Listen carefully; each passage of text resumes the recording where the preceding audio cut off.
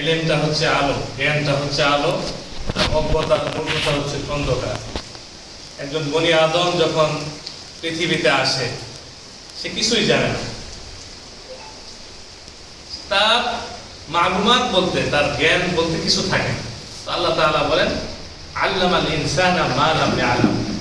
মানুষ যেহেতু কিছুই জানে না, আল্লাহ তাআলা তাকে শিক্ষা দান করেন।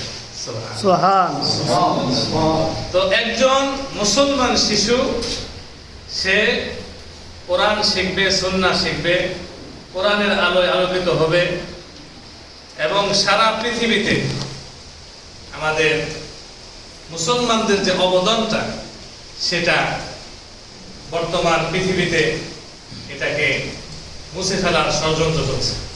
তারা এটাকে স্বীকৃতি দেয় না যে মুসলমানরা এত এত জিনিস আবিষ্কার করেছে। সুতরাং আমাদের ইতিহাসও জানতে হবে এবং আমাদের সন্তানদেরকে ওইভাবে যোগ্য করে তুলতে হবে, যাতে করে তারা জ্ঞানের সমস্ত শাখায় তারা স্বাক্ষর রাখতে পারে। সেই